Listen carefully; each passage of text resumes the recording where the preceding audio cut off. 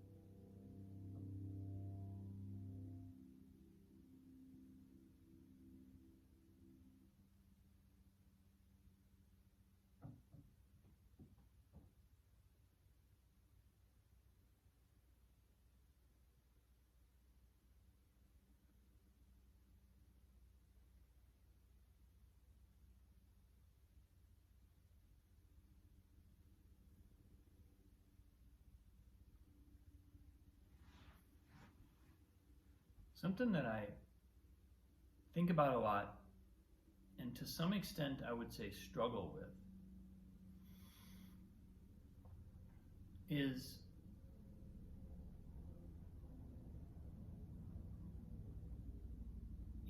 sometimes I sit down to play a piece of music, or I sit down at the piano and I play something like that just comes out completely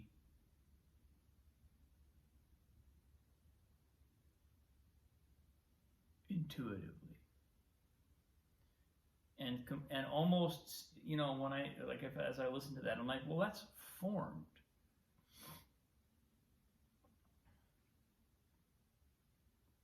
I don't know what else it needs.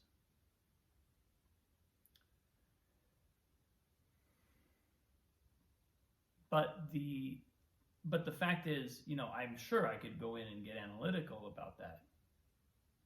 You know, not necessarily like academically analytical, but just I could listen to that piece and see what it might want to evolve into.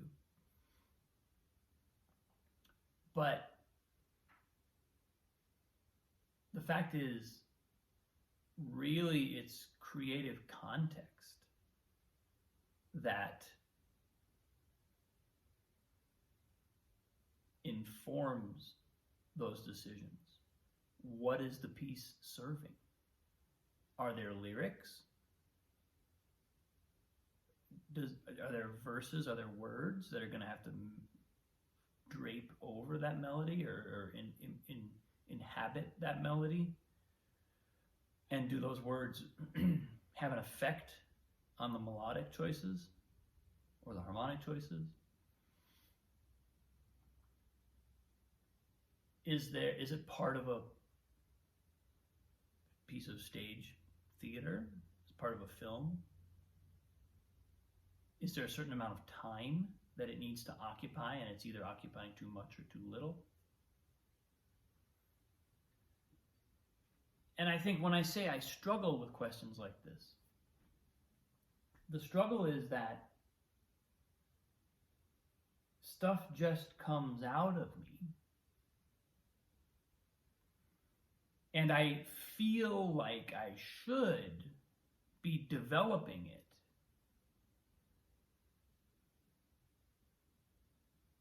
But I don't have that context in most cases. You know, when I come to the piano and just play, stuff comes out. And I think, you know, I don't know, the struggle isn't that I necessarily think like there's something wrong with what I'm creating as it comes out. The struggle is that I don't seem to be, right now, I don't have opportunities, or I don't have the creative contexts in place to force me to develop these ideas. They're kind of emerging. I can tell my inspiration is like, here you go. Here you go. Here comes another one. And they just kind of launch up into my conscious awareness, and they come out through the instrument. But on some level, I'm longing to serve something other than just expressing these ideas once and then not thinking about them again. And I mean, I'm trying to be measured in how I speak about this, and also as conscious as I can in how I think about it, because on one level, it's like, there's nothing more joyful than just sitting at the piano and letting music come out, right? That's a beautiful thing.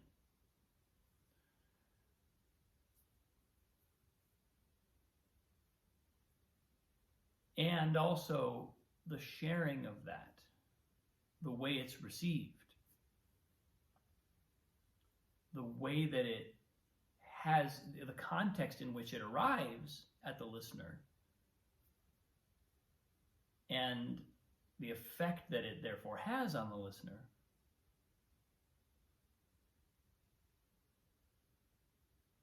is different, is affected by that. So this morning I was reading about there's an article in the New York Times about the rules, international laws governing war. One of the primary distinctions that these laws make is laws about when countries may permissibly go to war without violating international law, and those rules have gotten pretty strict. Basically, there's no aggressive war is legal. In other words, use of force is only sanctioned by international law when it's in self-defense. But that's the cause of war side. Then there's the way that war is waged, and the primary focus of that side of the legal question is about protections for civilians in the event that a war starts. And they're separate because the protections for civilians, the way in which citizens of all nations are protected by international law against war crimes, is separate from the justness or unjustness of a war. In other words, a war may be launched unjustly and may be in violation of international law, but that doesn't absolve it from being still bound by the humanitarian protections. And nothing absolves a country from having to observe the humanitarian protections in the event that they go to war, even if it's in self-defense and even if it's a just cause. And even if the other side violates humanitarian laws, that doesn't absolve any party to the conflict from having to observe them, because you can see what would happen if those laws just were like a tit-for-tat kind of thing. One violation would provoke another violation, and there would be an escalation in aggression waged on innocents. And by and large, civilians of any country are not responsible for the actions of their armed forces. That's the soldiers and the government. Civilians should not be punished, should not be targeted as a result of the decisions that are being made by the government, by the armed forces, right? This kind of all makes sense, but it's meticulously spelled out in the international legal system because we have to have some sort of agreement among all humans, even among humans who might potentially get into conflict with one another, about how we think innocent people should be treated, how we think the value of human life should be regarded.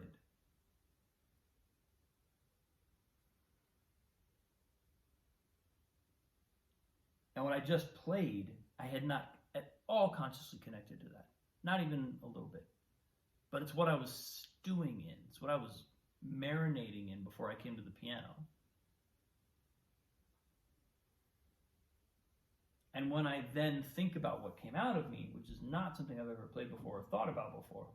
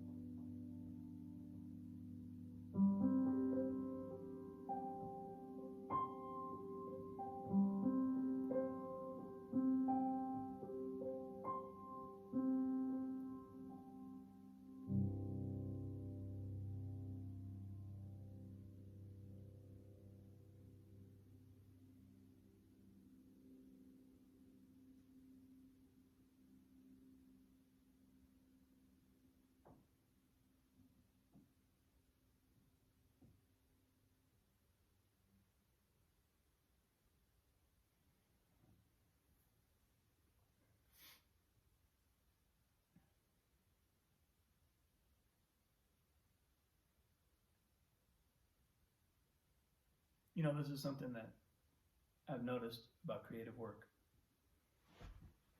It's always motivated by something deeper. It always is, especially something that is, like a spontaneously arising piece of music. But really anything. It doesn't matter if it's music or if it's writing or if it's visual art or dance and physical expression. It could be truly anything. It's always motivated by something deeper. And many, many, many times we will not know what that is until the work of the artist is making that conscious. So just now I played something that was motivated by something deeper, and I didn't know what it was, and then I spoke to you for 5 minutes, recognized something that was in my psyche, connected that with what had come out of me a moment before, and then played it again, a little more conscious of that intention. And it changes what it means. It changes what it means for me. It affects what came out, both because I'm connected with my motivation as opposed to, I'm consciously connected to it as opposed to only subconsciously connected to it. And most likely it changes the way that it affects you on the receiving end. This is the work of the artist. And it's endless. I would say I certainly have not arrived at the point where by getting more and more conscious of my intentions, I am now conscious of all of them. There's always still something left to come out that I sort of have trouble identifying maybe.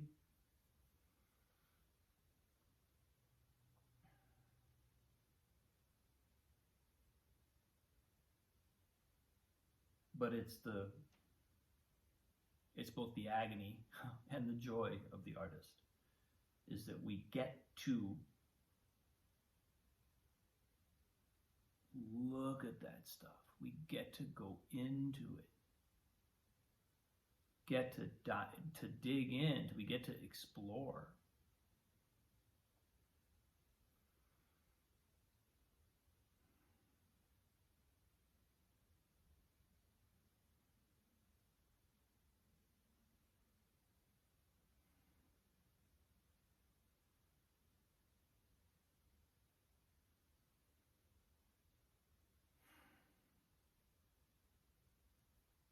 Thanks for watching, folks. Appreciate you. Have a wonderful day. I'll see you tomorrow.